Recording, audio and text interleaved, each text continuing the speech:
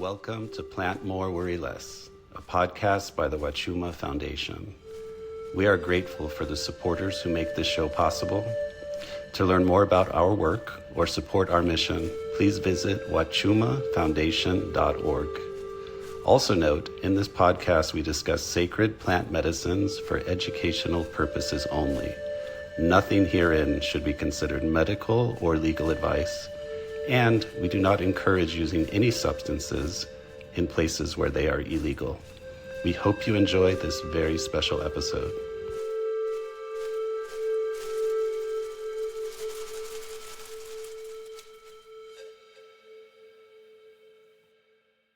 Tim, I was listening to your latest podcast releases this morning, kind of getting into your energy, and I really loved the one about the next right move, and I just really appreciate what you've been putting out there for people to digest. Thank you. Yeah, it's a totally new medium for me. It's not something that I ever planned on doing, and I'm sitting there and I'm like trying to figure out where I can fit and what I can do as far as um basically using the skill sets that I do have and trying to find a way to fit them into the next 45 years of my life, right? And so like that's a good start. I think that having a podcast like that where maybe somebody in the morning just needs to sort of tune tune into themselves for a minute, and sometimes the best way to do that is to listen to somebody else for a short amount of time, so it's perfect thing for a drive or whatever. And hopefully it grows. Hopefully I get better at it too.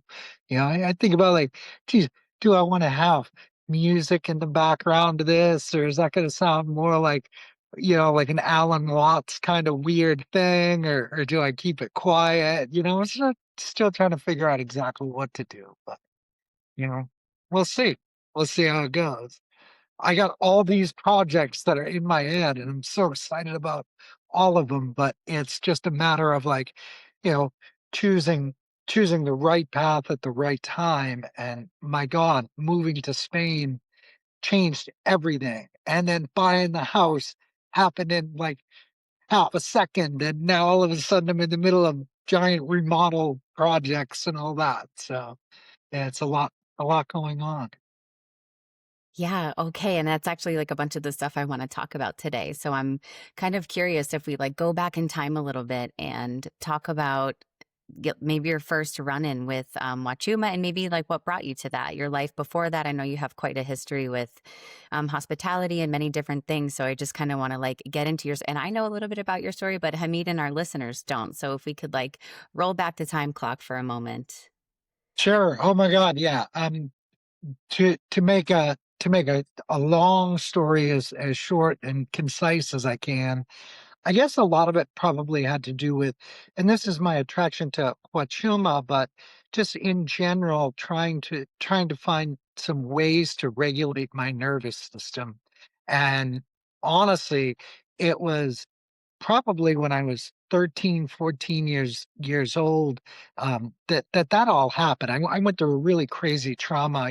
I grew up in the Boston area, and we had a swimming hole, the Quincy quarries. Yeah, I know you're in the Cape right now. You're here on Present. Cape Cod right now. Yeah, but we used to swim up at these quarries, and like I was like 14 years old, captain of my lacrosse team. Like everything going great, in shape, all this stuff. And essentially, I skipped school one day. I have no idea why. I just kind of felt like, yeah, I don't feel like going. It was a random Wednesday. It was sort of towards the end of the school year. I didn't have to be there. I had a bunch of electives or whatever. And so, I spent most of the day just, throwing a little crossball against the wall and throwing it back to myself. And then my buddies got out of school and they were like, "Hey, let's go up to quarries and go swimming. It's wicked hot out, let's go do that." And sure enough, I take this running jump off of this cliff and I land about 40 feet down on another cliff on like a ledge. And I broke both my legs, I broke both my ankles, all these bones in my back, and I literally like all I can really remember, because they pumped me full of morphine, like, within, I don't know, 45 minutes of that. So I don't remember a heck of a lot about like the hospital part and all that. But like all this trauma, like my life just changed overnight, and essentially the thing that I remember most is going down, like going under, and realizing like I can't tread water, I can't get up. And luckily I had a bunch of friends with me, and some of them jumped in and pulled me up, and not to get too gross about it, but like if you've ever seen like, like your leg looks like this, right? And here's your foot. And then like both of my feet are like this, and like I'm seeing bones and all kinds of stuff. So it's horribly traumatic. And and that sort of changed everything for me. I started living with this PTSD at an age where, and coming from an Irish Catholic Boston family where, like, you don't talk about things like, it's like, oh yeah, geez, you're having some bad dreams there, there's that, just that kind of a thing. Oh yeah, yeah, sure, you'll get over it, and I mean, it's not like my parents weren't loving, but it's just that was the kind of support that they knew how to give, and then on the other side of that, this is in the early 90s, when you had this sort of um with the pharmaceutical industry, this sort of opioid crisis that literally started in Boston, where like I'm not sure whether these doctors or nurses knew at that point what they were doing, or whatever, but regardless, they're like hooking a kid onto, you know, oxycodone and all this kind of stuff.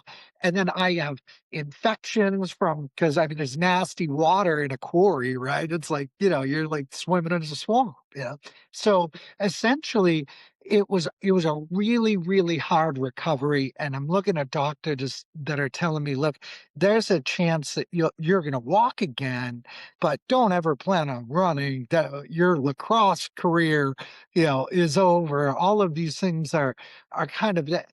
And I'm left there holding this bag, and they're like, here's a bunch of pills, here's a bunch of pills.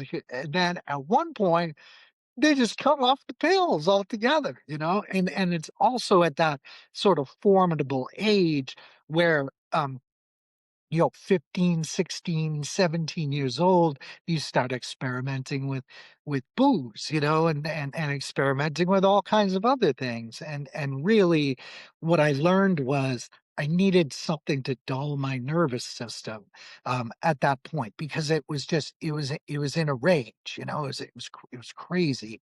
And I think that really is where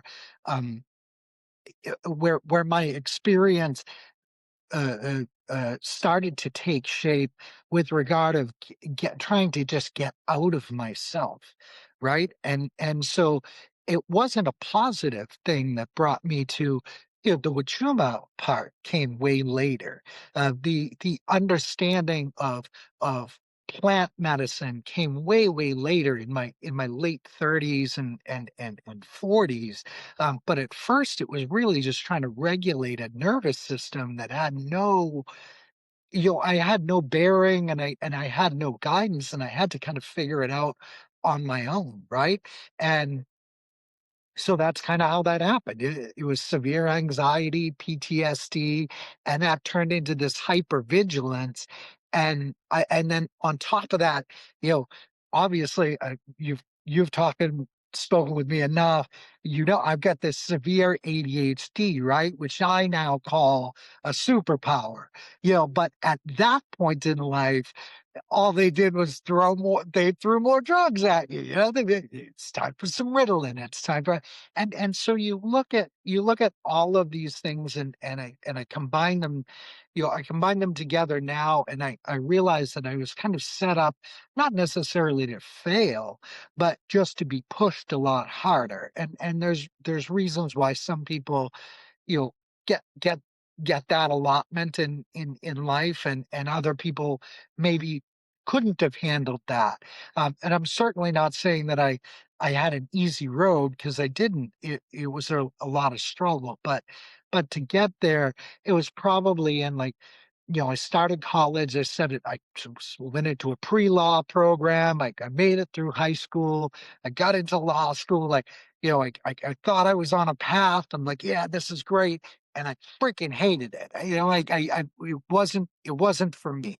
Right? It just it wasn't, and so by the time I graduated law school, passed the bar, did all of that stuff, I was like, I have no interest um in actually practicing law, and I took a totally different turn, and I went into culinary arts, and I went into a hospitality school, and I got another degree, and I was also at the same time really active in like the Boston punk scene. I was promoting shows. I was doing, I was in a couple of bands. It was a formidable time, as far as just sort of shaping the human being that I was, and and just there was with that came a lot of the good and positive sort of fu type of, I'm going to get through this, I'm going to push through this, and I've got a brotherhood, and I've got a fellowship that can help me through it. But the reality was, at the end of the day, I found myself sort of out on a limb and trying to figure out, what am I going to do with my life from here, and then I moved to the Caribbean. I spent some time bouncing around my early 20s, and ended up settling in Key West, and I opened up a restaurant in the Keys, and that was wonderful. That was an amazing experience. But man, the amount of work, right?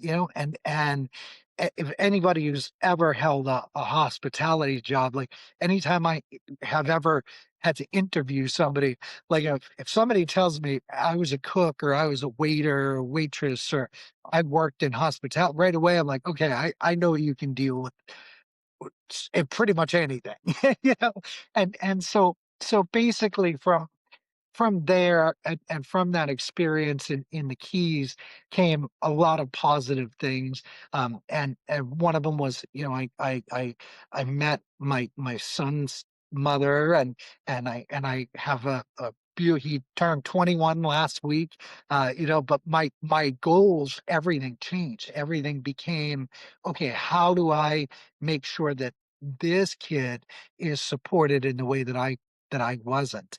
And so a lot of the things that I do remember, from my college years was, well, the drinking numbed pain, and there were other substances and what I call condiments sort of on the side that, may have been helpful for a moment, but you woke up with the same problems. And it was really that through, um, the psychedelic experiences, through things like mushrooms and things that allowed me to sort of pause and give my nervous system a break, that I started to notice, okay, this is something that's embedded in me now. Like, I've found some wisdom here. I've found something in plant medicine, and I found something in, um, just a natural approach, as opposed to a pharmaceutical approach, which was always what was sort of shoved down my throat, and society's throat, for so long. And I always kept that in mind. And so, as I grew, and as I kind of moved on in life, um, closed up the restaurant, kind of closed up shop once my kid was. Key West is a beautiful place, and I know you grew up in Florida, right? But it's like, you got some really great schools, you got some great areas, and then you have some not so great areas. And so I made a decision to move back to Boston, and raise my son in Boston. And through that, that's once I didn't have to do that hand holding, the sort of, once the T-ball phase was over, and things like that, I had quit drinking alcohol altogether. I realized that going nowhere. There wasn't really any interest in trying to find a pharmaceutical approach with the Ritalin, with the oxycodone, with all of these things that I learned as a young kid. I said, look, the one thing that made sense to me was when I, when I tried mushrooms, and that right there opened something up to me. But let's be real about it, right? Like the differences that we see with Huachuma, with San Pedro, or something like an ayahuasca, or something like a psilocybin. I mean, it's huge, right? Because Huachuma to me has become something that I've just decided to again dedicate a major portion of my life to, in the sense that it allows it allows me to see clearly. Whereas I'm not just on a trip somewhere. I'm not just sort of out of my head. And I know we talk a lot, and a lot of the reading about San Pedro Huachuma that I've done, and Pachanoi in general, they talk about losing your head. Well, I find that it's quite the opposite for me. It's bringing me into a place where my heart opens up enough that my head can be clear. And so through that I've learned how to regulate my nervous system. And so when I go into ceremony, and when I work with Wachuma, and I'm not, I'm not, um, one of these guys that's planning on like becoming a guide tomorrow. I'm not a shaman. I'm just a regular dude that's trying to find the right way to find that baseline and get that baseline. And without question, Wachuma has been the thing that's worked for me. I don't want to say the magic of it, but it's definitely been the thing that's held me and allowed me to see things clearly. And so that's the short story, uh, which is fairly long, but that's Yeah. what you get. Thanks, Tim.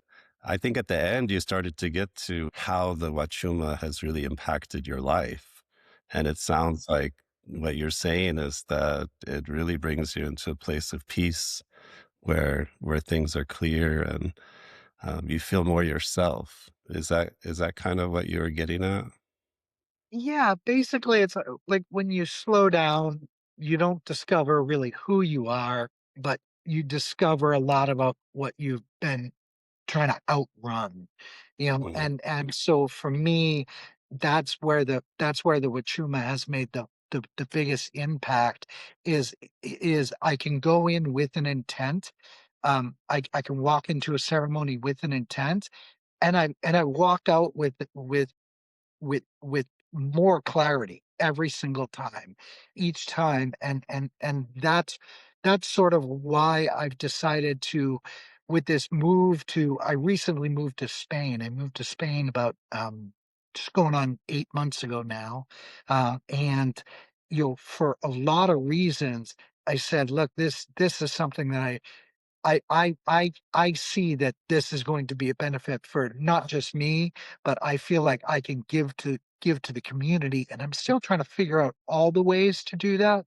But the first part of that for me is the idea of growing, and this idea of being a keeper of the cactus, and so this area that I've settled in, is it's called the Costa Tropical, and it's not your Marbella, it's not your Costa del Sol. It's a little bit further up, and it's a really interesting ecological area, in the sense that we're in this cradle, we're in this like little womb, where you've got these beautiful high Sierra mountains where you can see snow-capped peaks, and then it's all this water rushing down to the sea, and all of these amazing people, these cool, awesome farmers, have this microclimate where they're growing things that you wouldn't normally find in Spain. You think of Spain as primarily an arid place, but these guys, they've got mangoes growing, they've got all kinds of citrus fruit growing, they've got all, and I'm looking at this and I'm saying, this is a place where Huachuma can thrive, right? You've got the soil that's perfect for it, and you've got temperatures that work for it. Let me see what I can do here to make this work. And so purchasing this finca, uh, which is basically a little farm, and I've got my orange groves, my mango groves, and now it's time to start focusing on planting some cactus. And what I'm going to do with that, and I'm not sure just yet. It's a work in progress. I've got a lot of things in my head that I want to try to make work, but the first thing is sitting more in ceremony with myself and asking the plant what it wants me to give back. Uh, so that's the goal now, is a lot more sort of not jumping into, hey, let's all get together, and have ceremonies, and charge people $300 a night, to come camp out in a van, and I'll throw some feathers in my head. No, I'm not trying to cosplay this. I'm trying to do the right thing by the medicine. And I think for me, the right thing by the medicine is, look, I am who I am, right? And so there's going to be and I've said this to Danny before, there's a lot of folks out there that could benefit definitely from the clarity that I've found through this, that would probably be a little standoffish if they've got somebody trying to blow Ape up their nose the first time they meet them, and they're walking around in feather dresses, and banging drums and flutes. And so what I want to do is I want to really focus on thinking about how I can create an environment and create a holding space for the folks that are neophytes to this, the folks that are walking into this and saying, I'm going to give this a shot. This might be my last shot, for somebody. And so, like, if I can do that, if I can create that space for someone, and I can create an experience and an environment where I can start to hold people, that's fantastic. But first things first, I have to hold the cactus, and learn how to do that. And so that's what this year is all about. So Cool. Very cool. What was the calling to Spain? What took you there? yeah, I mean, obviously the politics in the United States, right? Like, directly, I'll say it. I couldn't, without getting too far down that path. Um, I saw the writing on the wall. I think I think a lot of people, saw the writing on the wall early. But there was always, to me, sort of this, and I'm talking before, the recent, administration, even before then, I kind of realized that this country for me this isn't where I want to be, and I knew that from a really early age. And that's why, even as a teen, running away down to the Caribbean, it's not like the Caribbean was some perfect environment for me. The time I spent in Costa Rica was amazing. The time, that I spent in Jamaica was amazing. My years in Key West were fantastic, but it was sort of doing everything I could to just detach from the US, and from what I saw going on in the US. And then, um, this plan of moving to Spain, really was supposed to be delayed by another 3 or 4 years. I was planning on being in Spain by 50, and I turned 45, uh, 2 weeks after I got to Spain, and so I was living in Granada at the time, with the Alhambra and these beautiful palaces around me, and this amazing city, and then realizing that I've got this coast 35, 45 minutes away from the city, that has so much to offer, and is not this massive tourist destination. And I've said to Danny before, it's not like I'm trying to be the Johnny Appleseed at Huachuma on the Costa Tropical of Spain, but I do see that there's a place here, where we have a unique ecological environment, where meditation and prayer can come through walking and come through touring and come through use of the plant, and that's where I am now, is figuring out what that's going to look like. And it's probably going to take me another year or two to get to a point where I'm willing to uh, host anyone, or I'm even capable of hosting, because I'm still learning and I have so much more to learn. And that's really, like, the responsibility part is important to me. I want to make sure that I'm doing the right thing, again, not just by people but by the plant, because they need to work together in order for any healing to happen. Those two things need to be in symbiose. So there you go. Thank you, Tim. I really appreciate your care and attention to what the medicine wants to, and not just what the people want or like the visions that you have. But I really love that you're also like really asking and coming to the medicine and the cactus and saying, well, how can I help? But like, what can I do for you? I really love that. I feel like it's really in alignment with what we learned from our teacher Miguel and what we're trying to do here too. So thank you first and foremost. And I'm always so curious to ask people, like, what was their first experience with Huachuma like? And it seems like you've tried other plant medicine. So I'm curious, like, why you thought this was the one for you that you were going to devote a big part of your life to. Yeah, and I think what it really comes down to is the fact that, even with and I've had some, just like everybody talks about this, right? And you see it even in our, in our new text group, right? You see people talking about alkaloid contents, and geez, it's a 7 star, it's a 9 star. What's better than, look, there's more blue here. What am I going to do? And the reality for me is, if I can just sit with the medicine and walk with the medicine, and I speak to my cactuses every morning, right? So that's one of the first things I do. I call them my grandfathers, right? And I've got now 5 grandfathers, and then the little pups, and the little pups aren't ready to go in the ground yet, but they're getting there. And funny enough, the the the cactus that I have, um, it's not something that was, imported, or shipped over, from the Andes, or anything like that.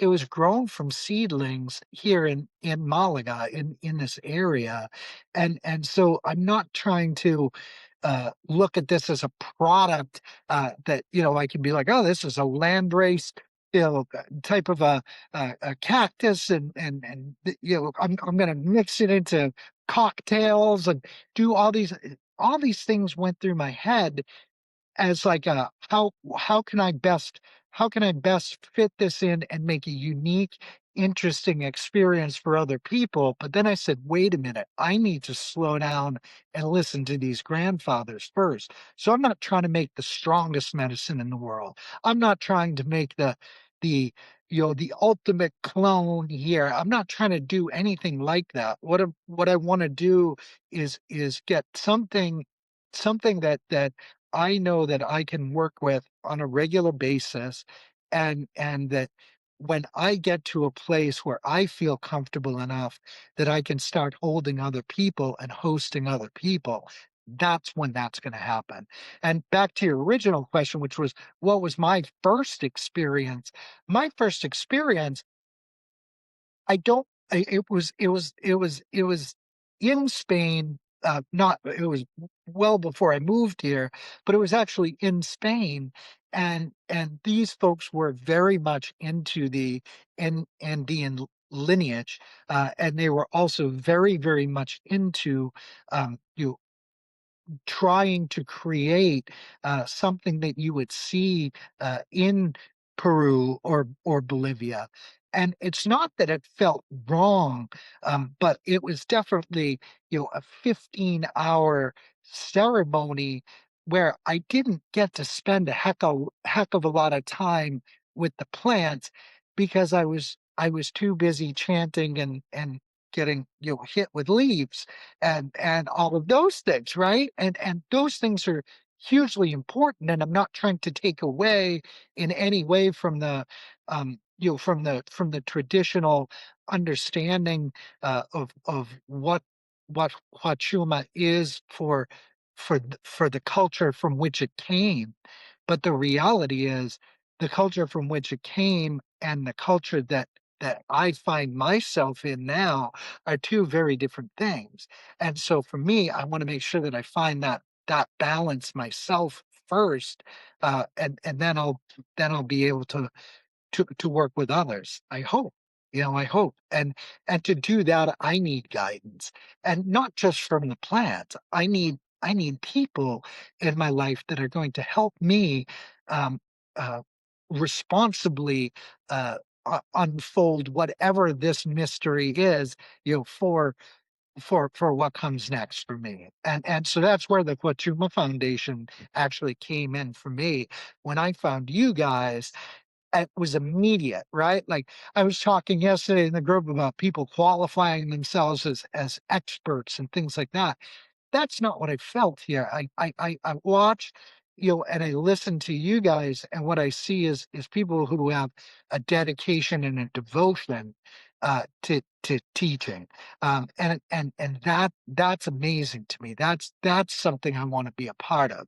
That's what I mean about that fellowship aspect.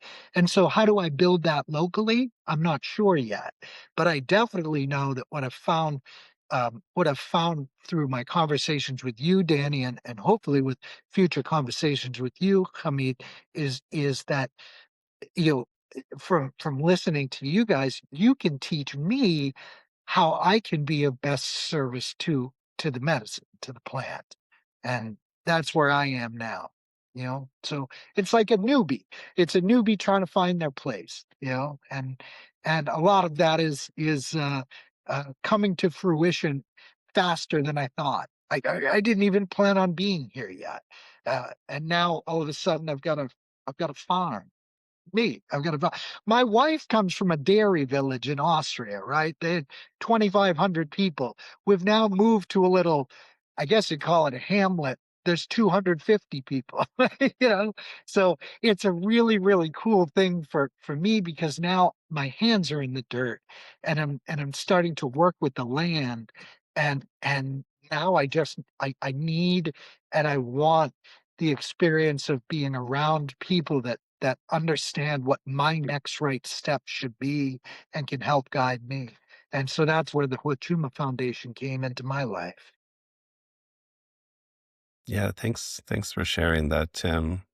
This, some of the things that you brought up really like stir my mind a lot because first, Spain, of course, is the culture that went and colonized Peru, South America, and really led to the destruction of a lot of those traditions. And now you have in Spain people bringing back some of them, it sounds like, from the Andes, like kind of reviving it. But it's also this really complicated relationship between extraction and sharing that is probably needs a lot more discussion because, of the history there. Of course, like the medicine doesn't care. In my experience, the medicine is much more outside of the human race to be right or wrong or politically correct. The medicine is really just heart centered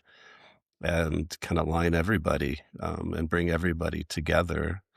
And so, like when you're talking about, the ceremonies there and sort of use the word cosplay as well. I've had these conversations like many times with people too about how, we have to really be true to ourselves. And if we are going to be offering medicine, we need to be true to ourselves and those people around us, and not make it like a Civil War reenactment where we're Exactly. a Renaissance festival Um, it can be complicated because also like at the same time to really honor lineage, I think is really important for me at least to have a teacher as a bedrock, as somebody that really humbles me and reminds me that there's much more to learn, and at the same time not to imitate that teacher, but to really metabolize, all of the lessons and bring that forward in a way that's true. And maybe, at that point, once you've metabolized it, what it comes out is different than what your teacher does. It's your own Sure. voice. And so that process to me is like really beautiful and really slow. I've discovered. And like Yes. I look at the plants as really just a reminder of slowness because the way that they move is so slow.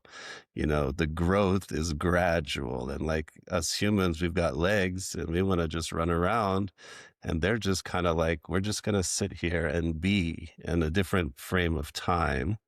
And so a lot of that like relationship you have with the plant to me, I think is like beautiful because you're starting to grow them. So they're going to remind you of their time.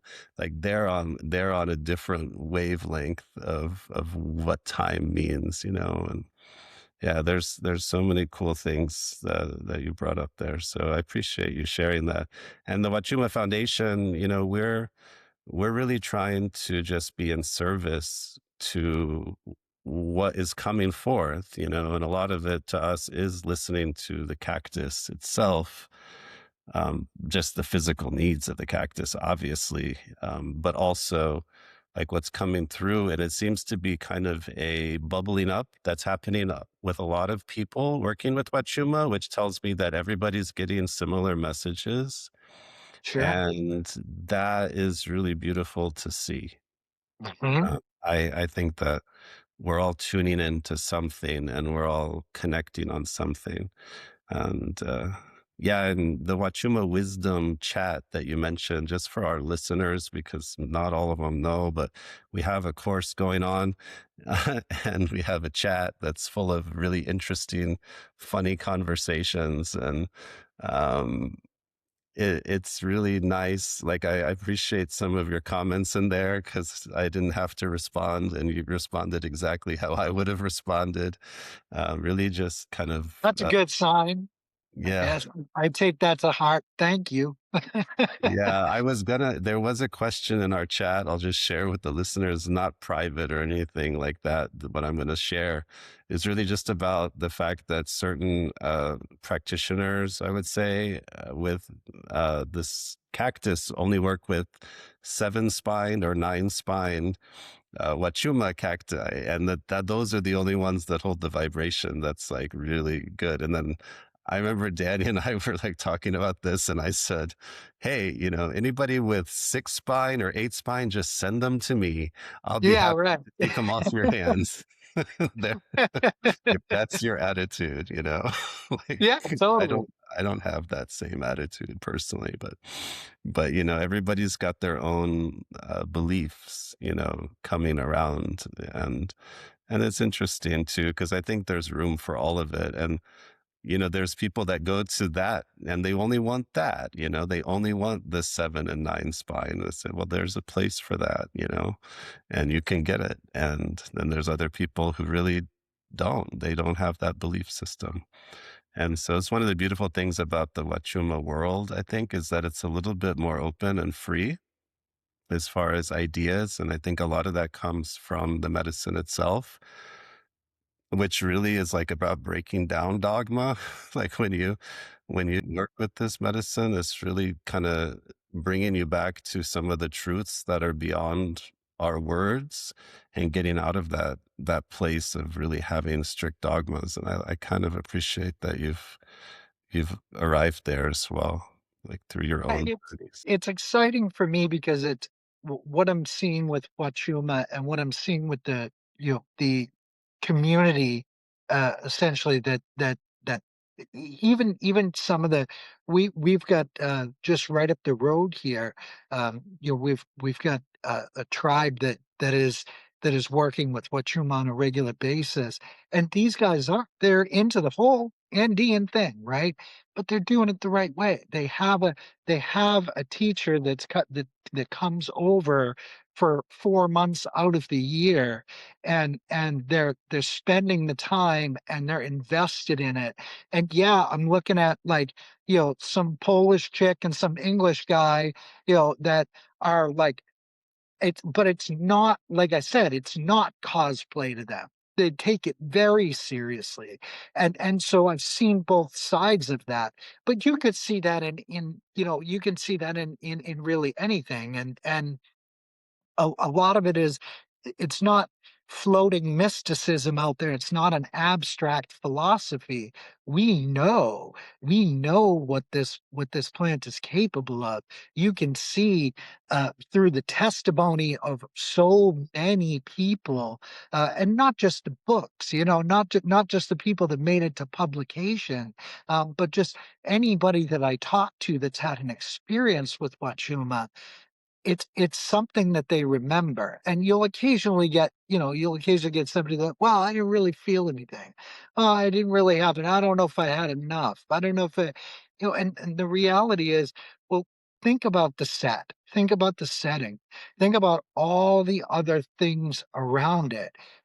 Was it the plant, or was it you? Or was it a mix of who you were with? I mean, heck, you know, driving around in somebody's car when I was 18 years old, eating a quarter bag of mushrooms or whatever is a way different experience than if you were to do the same thing and lie in the dark and be with yourself, or be with one or two other people and just looking at a candle. you know, it's a whole different thing. So it really comes down to how we honor and how we respect the medicine. And I think that, yeah, what you were saying about the seven, the nine, the eight, the six, and sure, there's definitely a place for people who want that and believe in that, and there's a place for the cosmology of that, and the understanding of that. But it's not about escaping the world for me. It's about reacting to it differently, and so for me, it doesn't really matter. Uh, it doesn't really matter to me uh, how I approach it, as far as, do I gotta count spines here? Do I gotta figure out, oh, what's the most mescaline content that I can extract from, this size plant, or how old is this plant? It's really just about, let me experience each one of these plants on their own, because I'm gonna learn something either way. No matter what, I'm gonna learn something. And there's yet to be a ceremony that I've been involved in, whether it's been just on my own or with other people, where I haven't figured something out. Where I haven't figured out something and come away with some knowledge that I wouldn't have had, and some, again, clarity. And that's the key. Is that clarity. And I think Huxley riding around on his bicycle, looking at windmills and figuring out, and all of the other psychedelics, yeah, they certainly serve a purpose, and there's medicinal properties in all of that. But for me, Huachuma is something that allows me to regulate my nervous system with far more clarity and far more trust. And that's a big, big part of it. Is I can trust it, and so I've tried to make it so that I dedicate as much of my time and devote as much of my time to that in the next year or so, and learning as much as I can, so hopefully I can help others. I love that, Tim. I'm so excited for the day that you get to sit with Miguel, by the way. I just feel like you're really Me going to too. enjoy the structure and the prayers and everything like that. It's really incredible. And I think he does do work in Spain too. I think he's been to Granada a couple times, so he does do some stuff there.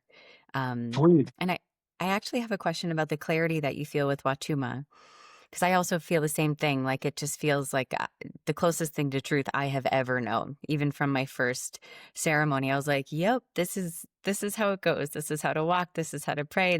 Everything just like It was made a lot right of away. sense right Yeah. away." Yeah, and I didn't even know what I was getting myself into, and now years later, I understand a little bit more. Um, but I'm curious how you integrate the clarity. Like, is it easy to integrate the clarity that you find in ceremony into your daily life, or does it take a little bit of time for that to sort of recalibrate and you to make the movements? Because that's been, the deeper I go into the commitment with this plant and the devotion, it's like the next layer of trust keeps coming to me. So I'm just curious how you work with the integration part of the clarity you receive. So it's through writing. Um, and I think that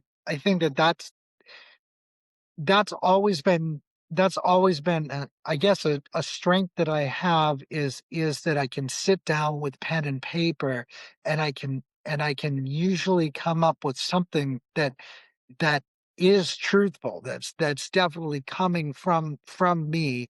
And so a lot of it comes through journaling after ceremony, and then also just throughout a throughout a ceremony. What I found is I can put aside, um, you're not getting as many visuals, right? You're not getting as many sort of the distractions that you may find with other psychoactive medicinal plants, or things made in a lab. So because of that clarity is right there with me the whole time, and it locks into my heart, and then I'm able to put it to paper. So like I'm working on a novel, trying to explain that as well. And those are the things that sort of matter most to me, is how do you hold on to the clarity? Um, and it's not easy. It's a relentless dedication to improvement, just like anything else in life, right? It's like anything else that you're gonna if you're relentlessly dedicated to learning and being open and being mindful of what the plant is trying to show you, trying to give you. It's never trying to take.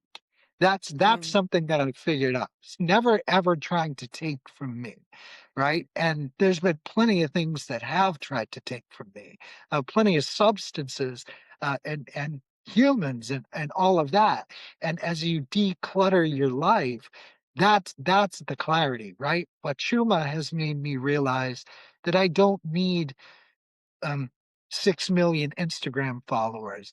I don't need somebody to constantly be telling me, "You're great, you're doing awesome. This is the medicine is allowing me to see me for me." And so I write that down, and I try to remember that. And honestly, even during ceremony, I'm still able to do that. I'm still able to make notes, which is not something that I think would be the case on, I don't know, 6 tabs of window pane or something like that, right? Like it's just that's the reality of it. It's something that I can work with and still feel like myself.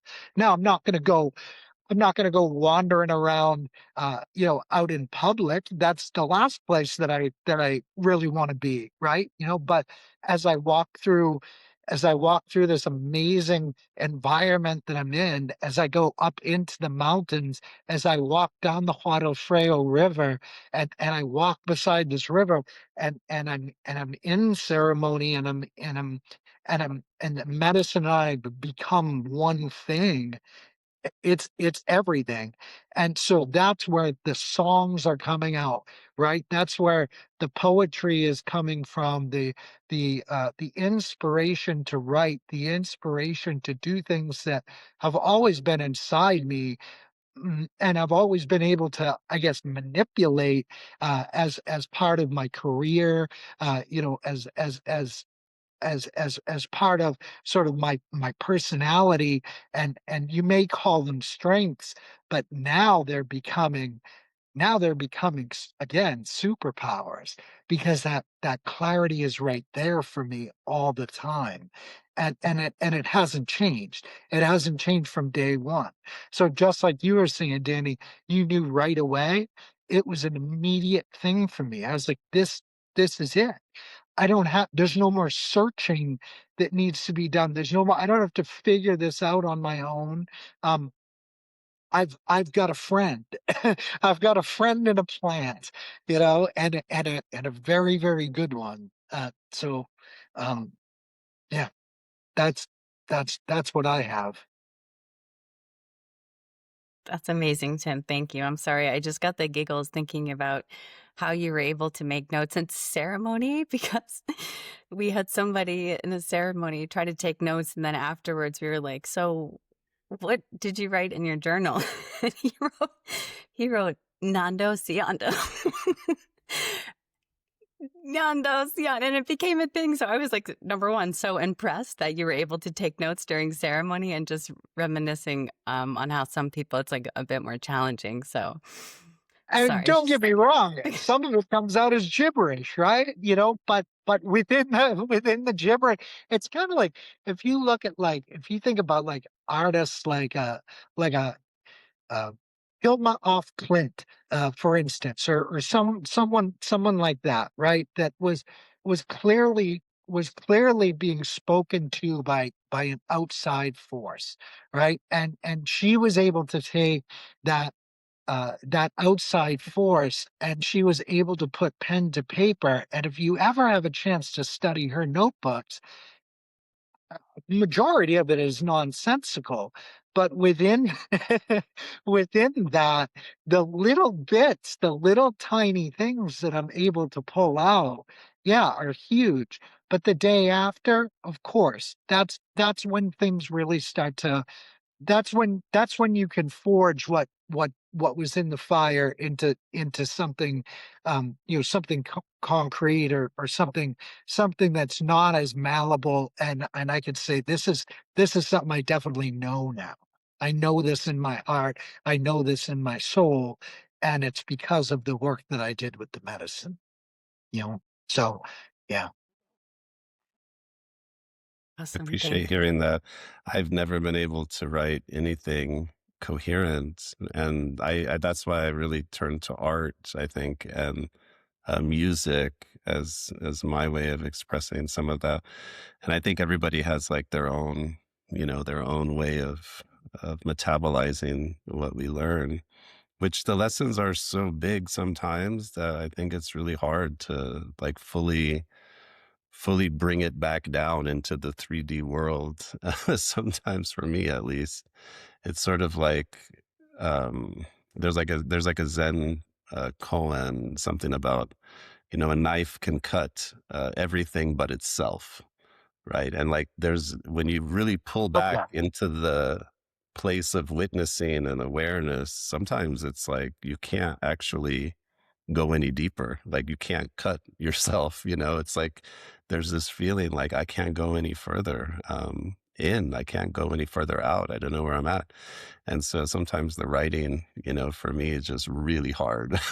And So mine would look like Nando Siando, if I dando siendo. whatever that means.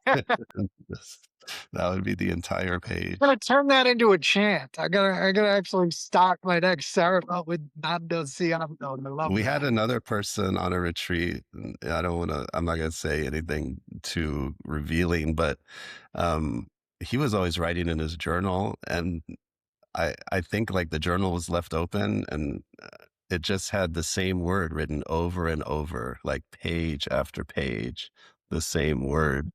It was fascinating. It was, so, yeah. What was that? I can't remember who it was. It was one of the ancients, right? Physician, heal thyself. You know, and so I think that Socrates, maybe.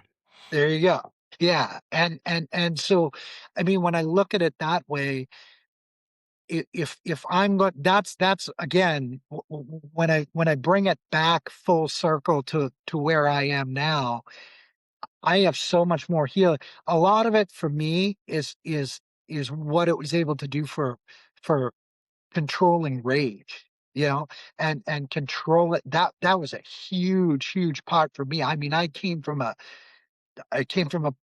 Boston hardcore punk scene, right? It was fists up all the time. There was always and so that's how I learned how to um basically communicate at first was okay, just express rage, and express it in an unhealthy way, and work with what Chilna has without question allowed me to understand how to slow that down. And I even think back in places in my life where I'm like, I wish I'd found this when I was 20, you know and you can't go back, but imagine, imagine if at 20, the immediacy, that I found when I was, I don't know, 37 or 38, when I first went into ceremony with Huachuma. Um, that had I found that earlier, God, life would have been a heck of a lot smoother. Maybe, maybe, maybe. But in due time, we we get our just desserts. So I think a lot of that also has to do with, again, coming back and what you can give back, right? Because if you're only taking, um, it doesn't matter what it is. It doesn't matter if we're talking about Cactus or anything. If it's just about taking and bringing it in, it's not really going to give you um, everything that's out there, right? It's not going to give you the ability to help other people. And right now, that's my goal. Let me grow. Let me learn, and give me the power and the strength and the wisdom to help others, at least start their journey, So that's why I'm here. That's why I was attracted to the Huachuma Foundation, and immediately with Danny, I was like, oh yeah, got it. This is a person that I want to listen to. This is a person that um I can learn from, and that I know is going to encourage me and embrace me. And I felt that right away. And that seems to be the track that your entire organization is on. And I'm seeing that in our text group. I've got a couple of folks that are reaching out to me and talking to me, um, offline now, and it's a very cool thing. It's developing this community, and knowing that you've got good people that are all on their own path, but want to work together to make sure we all get there, you know so, Yeah. Yeah, you said something that's really interesting about, maybe life would have been different, but maybe not also. And also, I just wanted to share because in our tradition, the one that Danny and I have been deeply involved in, they really segment our lives. They really show that there's different phases of life, and that's honored through the ceremony too. But just in life in general, that the first phase from birth to like teenage years is really just learning to walk, and to kind of get going. And then it's that second phase, the youth, where we're adults, but we're not actually adults yet. And that's really about clarity. That's where we're intended in our life to actually not necessarily be in service yet to the other people. We need to really figure out who we are. And then, obviously everybody kind of gets to it at a different place. But in the third phase, when you step into that awareness of who you are, then it seems that that's where things become more available, as far as even just awareness that there is a cactus called Wachuma or things like that, because now it's there. And usually what starts to happen is transition into the phase of service, to be there for others, and then, of course, like the later phases is really also about service, but in a much bigger way, because as an elder, carrying forth a lot of that. So I think it's like that for my life. I didn't plan that. It just sort of happened. And I think it's beautiful to see that these phases happen. When you were telling your story at the beginning, it's really fascinating because I also had a traumatic event at a rock quarry when I was like 15. I also a musician, punk bands in my teenage years, heavy metal and punk. And then I went to music school, played guitar, of course, in New York, and I became a lawyer. And I'm like, okay, see, maybe the cactus was there in the background the whole time, Right. just kind of Right. kind of You know, waiting. it's funny, but before I, but before we started this today, I went to the barber shop, right? And I'm looking at their kids sweeping the floor, after he's cut my hair. And I'm looking at all these gray hairs, right? And it was just like you were saying, that third phase, this second half of my life, right? I look at it as service, community, land stewardship, which wasn't part of the plan, but now is understanding healing literacy better and slowly cultivating a way that I can give back to the community, and figuring out what that is, and that's where I want that guidance. That's where I want the help, and I think that at other phases of life, look at my 21-year-old son, for instance. Does he know when to ask for help? Sure, sometimes, and he's a wonderful, wonderful kid. But like I'm ready now. I'm raising my hand and saying, I need help. I need to figure out what to do with all this energy and all this passion and this sort of my whole life makes sense when I see my nervous system trying to find a home and it's finally found one.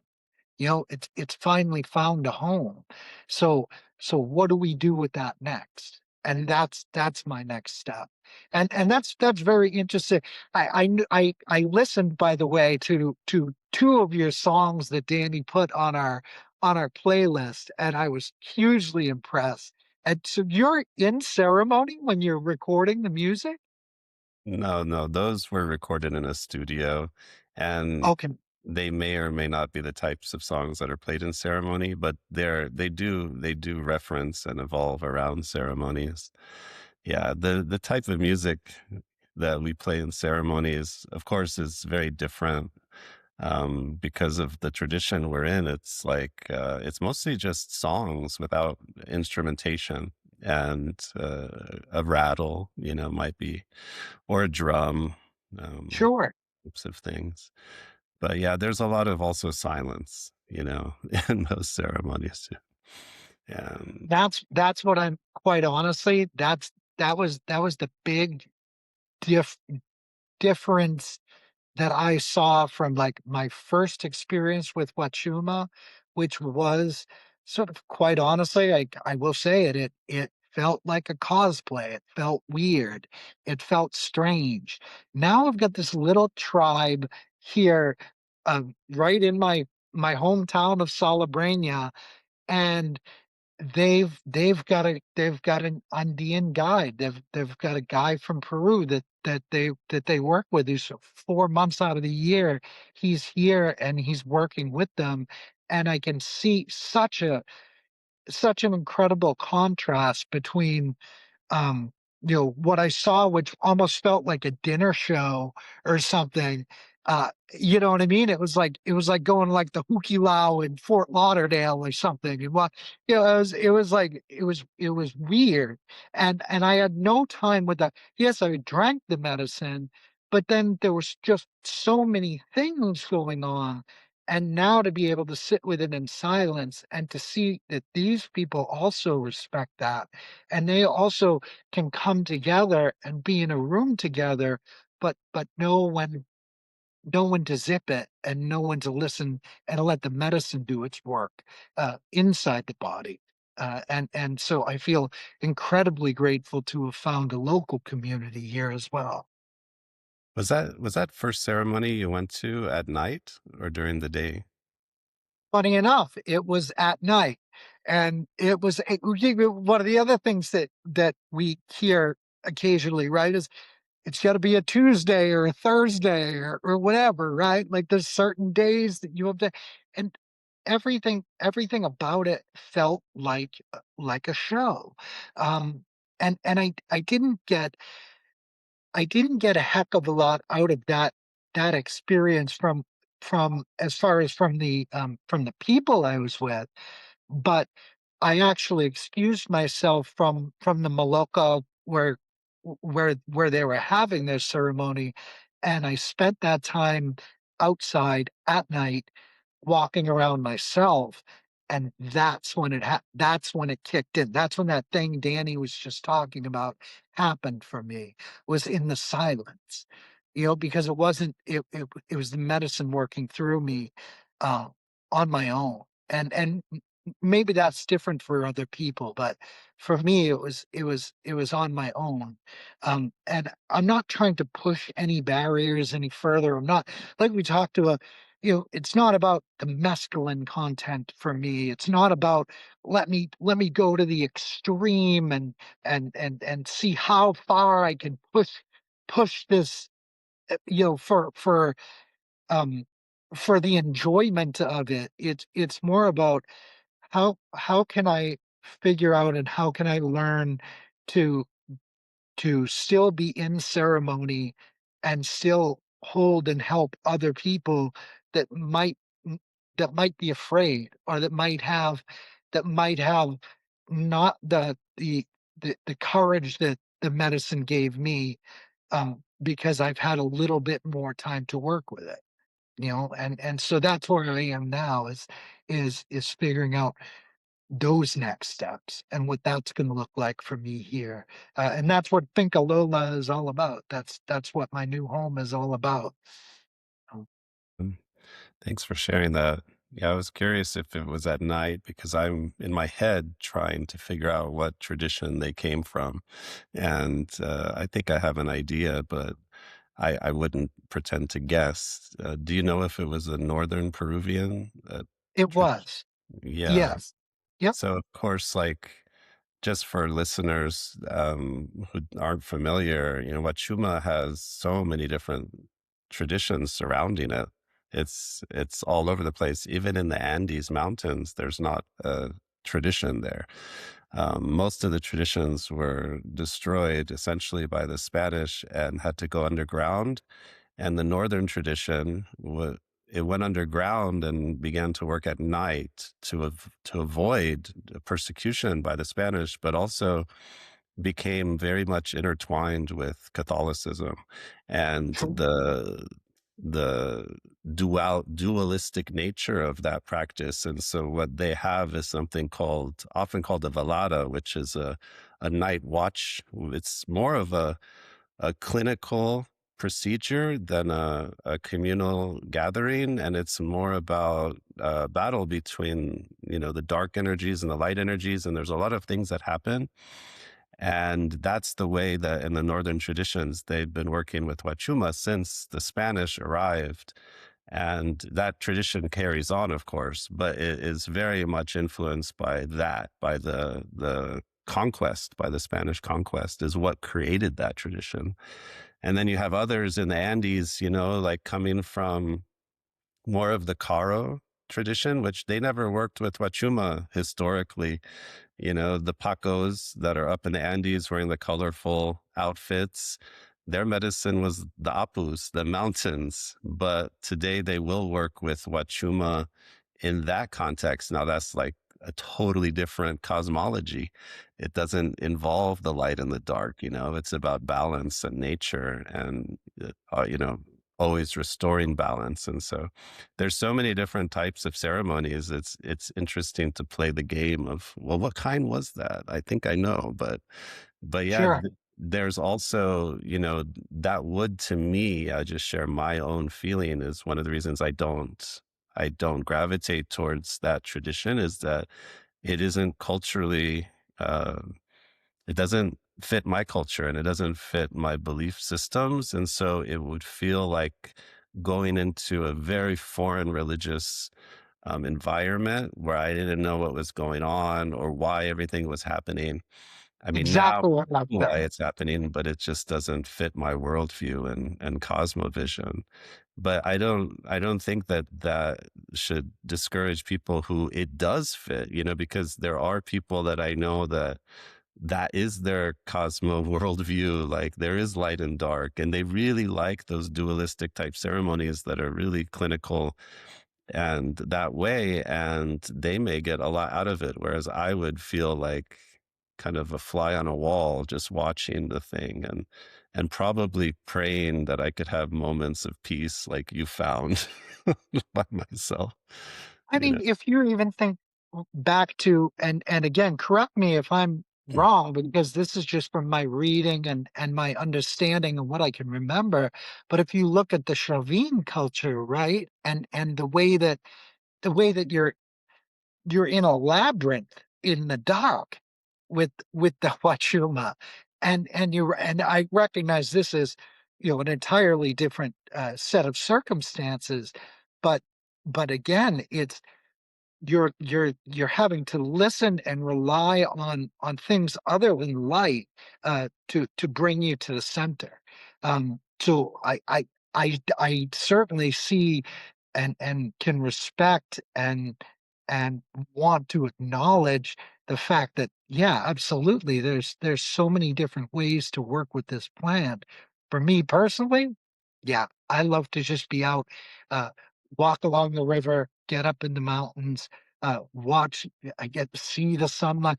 Be the sunlight. The sun literally, just like it holds the plant, it's holding me. So I celebrate that way. Yeah. That's the way that works best for me. Yeah. Yeah. I appreciate that. I feel like that is actually the stripping away of a lot of you know, the formal containers that is happening all across the world now. I think the altar of nature is really where people are turning to. Probably for good reason. It's what we need to be. We need to be much more connected with nature. That's where all the healing comes from, physical healing and emotional healing and all of the things. It's all there, and we forget. And medicine brings us there and shows us again. Here you are. Even when I was a kid, right? I can remember I had an aunt who or have an aunt, and she lived in Massachusetts. The word Massachusetts basically comes from a Wampanoag word that means people of the first light, right? And there's the Blue Hills, and it's a tiny little. It's about 800 feet high, right? But there was these tribes around the Blue Hills, and my aunt lives in the woods and tends the Appalachian Mountain camp up in the Blue Hills. And even as a child, that's where I went when I would feel that rage, that energy, that thing I didn't know what to do with, right? And I could go and walk and be in nature, and I could scream and I could yell and I could take a rock and I could throw it, and I could walk, and then I realized through study of trying to find different spiritual paths. There's a rabbi. His name is Rabbi Nachman, and he had this same thing. It was called his boydidus, and it was this idea of getting out and speaking to yourself in nature and speaking to creation in nature, and so that's carried me through life, and even when it was before Huachuma, I didn't enjoy I wasn't the guy that liked to go to a keg party and eat a bunch of mushrooms. I didn't enjoy that. It never made sense to me. You know, what made sense to me was grabbing a backpack and getting out in the woods, and and and that's where the healing came from. And I've carried that through here to Spain, and I know for a fact, even without the medicine, if I was to take either one of you and just walk this cradle, this womb, this valley, that I've chosen as my home, um, you feel something that is just you it it's just warmth, and it's something that I know is inside me, and the next 45 years of my life is tending something slower. You know, I spent my whole life reading rooms. That's what I did, and now I'm reading land. I used to close deals for a living, and now I'm opening up soil and planting things, and I can spend the rest of my life serving this valley and these people who pass through it with more regulation and more patience and more integrity than I started with, and that's enough for me. You know, that's if that's what I can give to the plant and that's what I can give to people, then that's what I'm willing to do, and I'm so excited to get started. Lot more learning to do before I'm ready, but you know, at least I'm aware of that now. I have a question maybe for both of you, and just thinking about the vibration of Huachuma and how what I'm hearing you both say is that it's like time to help the medicine and plant and help people and like really be of service. And do you think that this is the vibration of this cactus versus like ayahuasca teaches us something different? Because it feels like everybody that's like involved in the Wachuma wisdom, and we've been having side conversations, everybody just wants to help. It's like this really beautiful communal sort of in service type energy. And I'm just wondering, is this just Wachuma doing its thing through all of us, or is this like a sign of the times, or is this, does every medicine kind of have this? I personally, I haven't seen this as much in like the mushroom community or anything like that. There's something special about this. Danny, I mean, I agree with you. It's not something that I've felt anywhere else. And you know, the local tribe that I work with here, um, they have ayahuasca ceremonies, they have mushroom ceremonies. I've gone to them. You know, I've experienced those things and found that they're cool. But the folks that are showing up specifically for Huachuma, uh, there definitely is a different vibration there. Yeah, that's something that I would stand behind fully. That statement makes a lot of sense to me. Yeah, I think it shows a bigger thing about humanity. With sometimes we assume that worldviews, or like let's look at the people of the Andes. They have a worldview, a cosmovision about how their place in the universe, our place in the universe, and we're in balance or aini with this, constantly. We think that they maybe came up with it, right, based on a lot of things, but a lot of these things probably come from their interaction with nature, including interaction with Wachuma. And so, in some ways, like you look at like a lot of the religions, a lot of those probably started with a spiritual experience, maybe even facilitated by a plant medicine or a fungi, and then became a belief. So I think that some of this goes beyond like humans, that actually some of these ideas that are coming and bubbling up into humanity are coming from the plants in that way. And Wachuma in particular, I think is really unique because it puts you in that state of consciousness when you work with this medicine, that you do feel that connection to the world, the earth, the elements, all the animals, the plants, and the universe, and you feel at home there, right? Like it's not like an alienation feeling like, okay, what is this? Because I do have probably equal experience with ayahuasca and spent a lot of time with ayahuasca, including in the jungle. And It is a very fascinating medicine. It never felt like it connected me with the jungle in a way that I wanted to hug the jungle.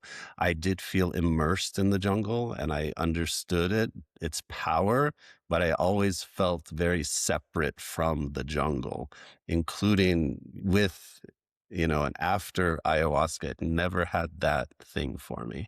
So I think, just to get to your question, there is something inherent about Huachuma that is a connector that connects us. And so people, I think, that are gravitating towards Huachuma, those are the people that are already feeling that and they want to feel more of that and they really resonate with that. And so it's sort of, yeah, it is the cactus maybe in its own way, going back millions of years, but there's this consciousness that pervades through that we're tapping into. That's my belief. And it's becoming worldwide, right? And that I think is a huge part of, like, for instance, in my novel, like, I talk about that. It's not Huachuma that saves the world at the end of this, but it's the fact that people are able to come together and have one united um uh, one united place where they can go and they can commune with nature in a world that very it's very obvious that I mean, I call it global weirding, right? Like, all this stuff that's going on right now, it's scary as hell, you know?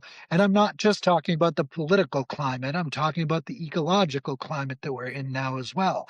I see it right here in Spain. I see it with some of the massive flooding that's going. You see it everywhere. California wildfire fires. You're seeing it in Arizona.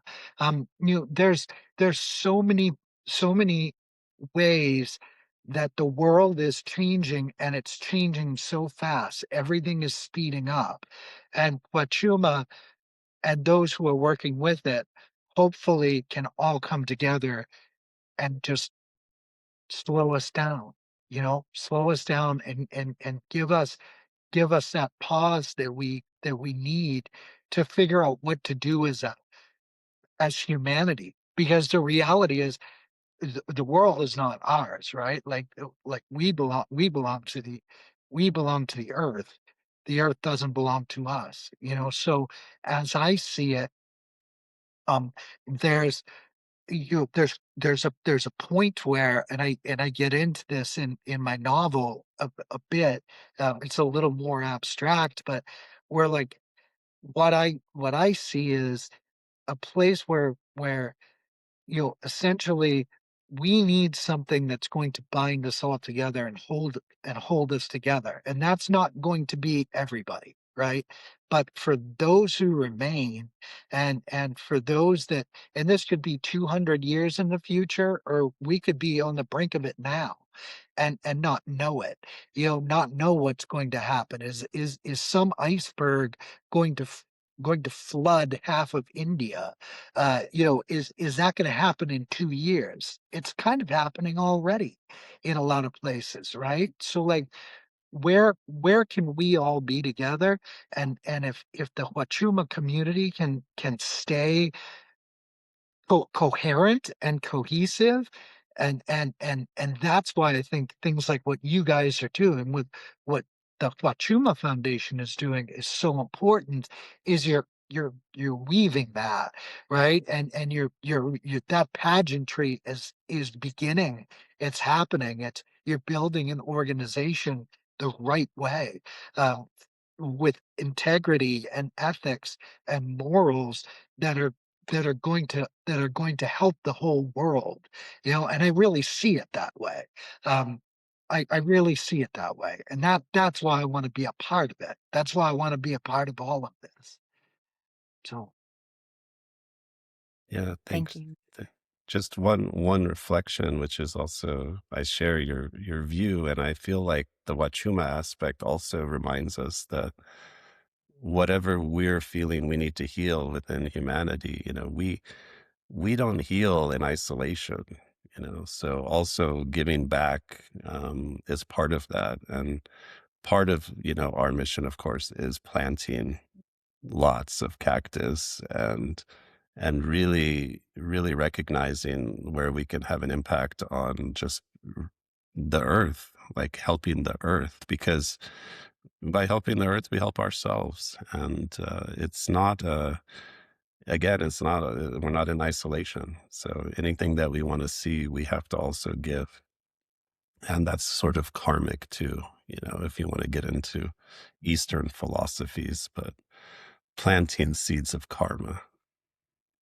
That's why I want to be a keeper, right? That's the word that I'm using, right? Like I've decided uh, through every business card that I ever had, right? I never put a title on there other than human being.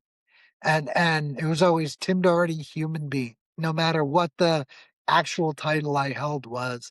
Um, but now I can say I'm willing to take on a title. I am a keeper. I'm a keeper of this cactus, and that's where I'm good. That's where when I'm on that rocking chair, 45, 50 years from now, and I'm looking out over uh over what I've been able to create here, um, I know that I've done the right thing. I already know it. I already know it. And the plant told me that the first time I met it.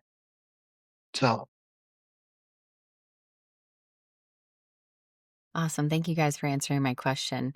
I was just thinking about the like how Hamid, how you teach us about the doctrine of signatures with the plants and how like Huachuma is sort of like an up and out type thing, and mushrooms and ayahuasca, let's say, are sort of like a down and in and like under thing. So I was just thinking, is that the vibration that we're all just, enjoying? And because I've never felt so motivated to and so inspired and so enthusiastic about anything like having to do with plant medicine. I've enjoyed building a relationship with different plants, and maybe it's because you're involved and Miguel's involved, and I've got to see like people go through ceremonies and what it's done for them. But there is just like there's almost nothing else that exists in my life right now, which is like beautiful and kind of scary. It's like a blessing and a curse.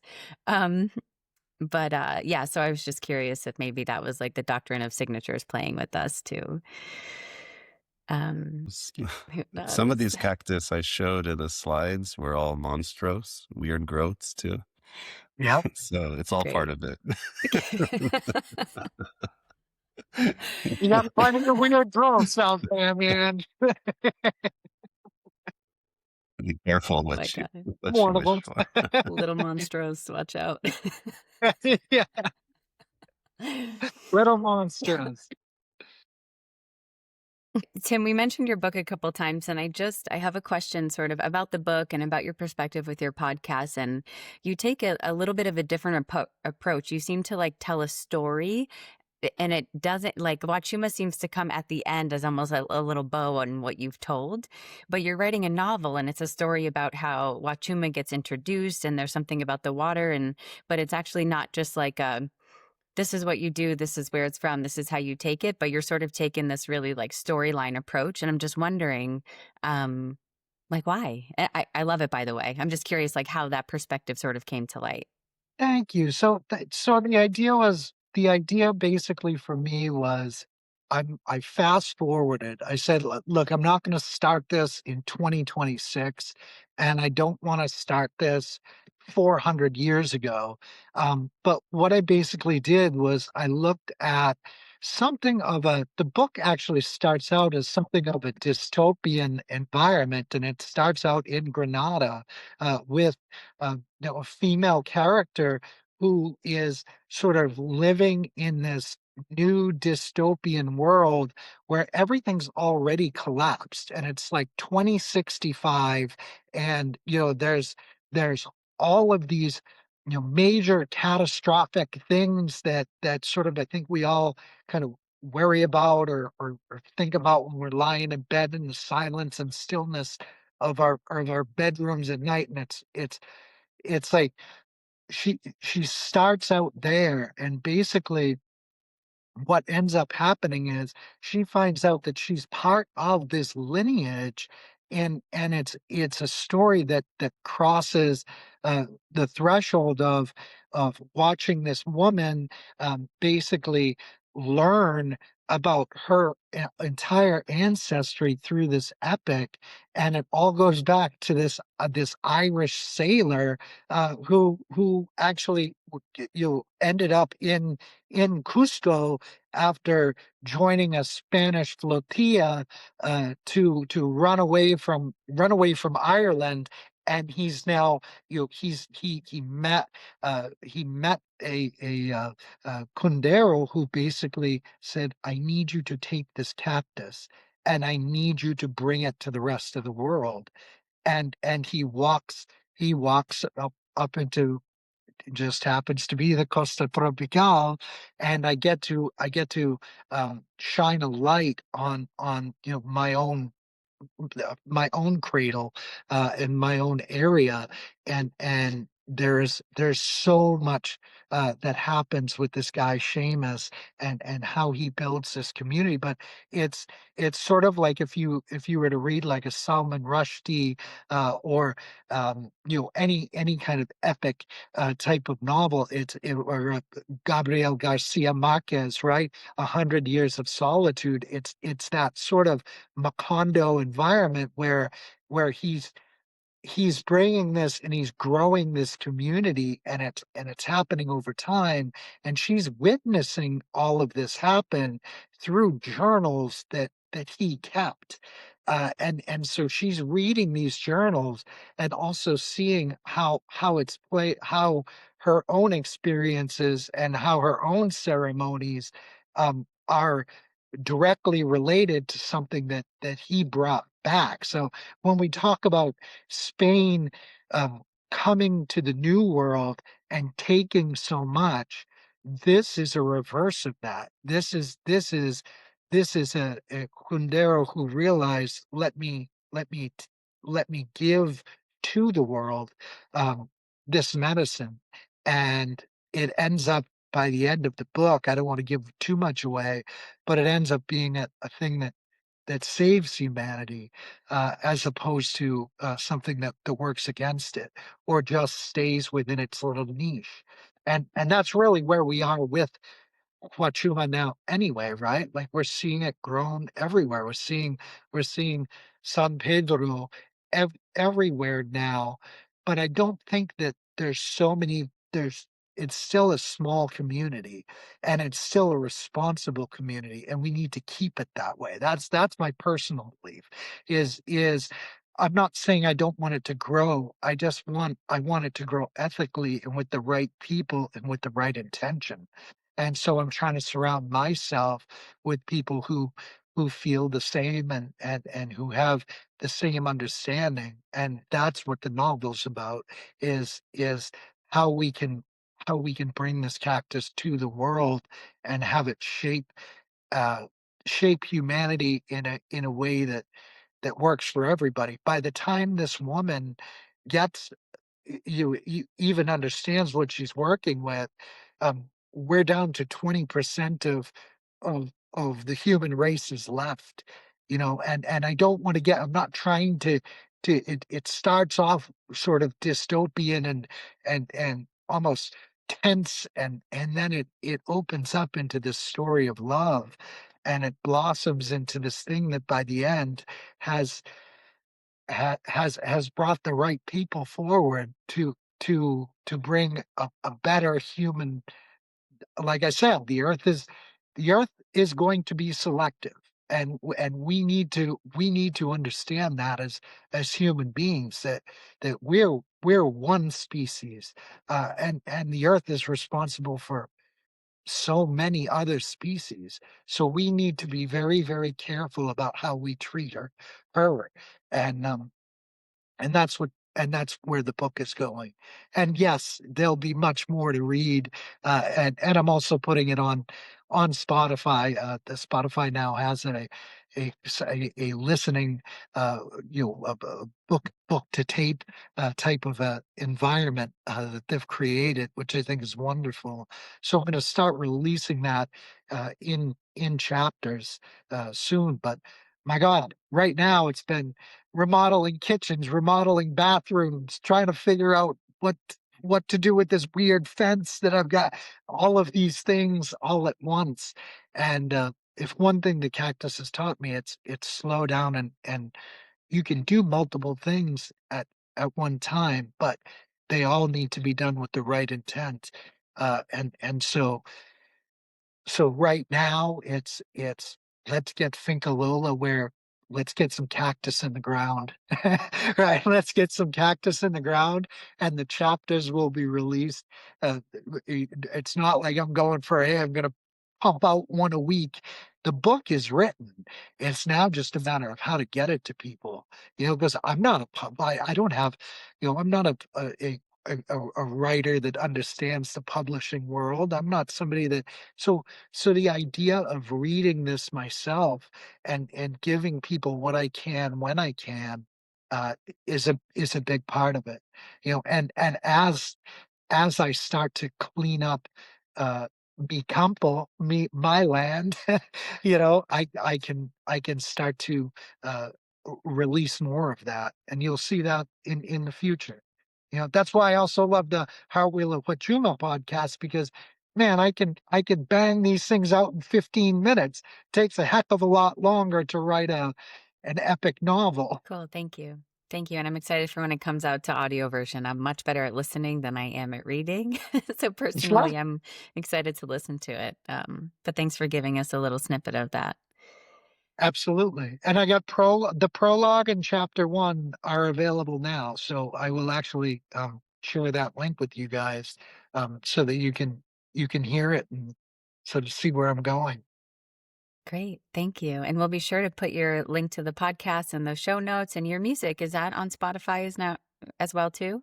Yeah, so actually Okay. I'm redoing all of my I've actually, just through my publishing company, taken down a lot of my older stuff, which was a lot of the, and it's still amazing music that came from my heart and soul. But man, it's a lot of punk, and it's a lot of me playing around with stuff. Now that I've found this path, uh, this music is inspirational music, and it's designed specifically for, folks that understand plant medicine, and that's the niche that I'm going for with the music. I'm trying to write, for people that already can hear that. And no, it's not supposed to be something that you listen to during ceremony. It's something that I hope that folks will, turn the ignition on the car and make it to work, and be able to carry that energy, and help them get through the day with it. So I know, Danny, I've shared a couple of the songs with you, but I've got about 9 recorded now, and they should be up on Spotify in the next, uh, 7 to 10 days, depending on what the masters at Spotify say. Yeah. Yeah, I loved them. They're just good vibes, good lyrics. And that's what I love. It's about the land and the wind and the waters. And I'm like, yeah, this is, again, like that's stuff I want to think about all day long. Um, Meet, do you have anything else before we? Oh, just want to say thanks, Tim. It was a pleasure to chat with you. Look forward to Thank you more. so much. It was a pleasure to finally meet you and have some time to talk with you, Hamid. Tim, any last words or anything else? Do you feel complete? Let's just keep going. Let's Okay. keep going. Let's stay together and let's keep going. That's I that's love what I've done. Okay. Yeah, I love that. Okay. Well, thank you both for joining. Thank you, everybody out there, for listening. I appreciate you so much, and we will see you on the next one.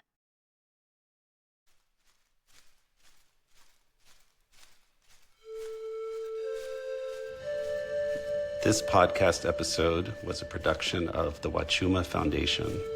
If you would like to be a guest on our show, email us at huachumafoundation@gmail.com. If you would like to learn more about us or support our mission, please visit huachumafoundation.org. And most of all, remember to plant more, worry less.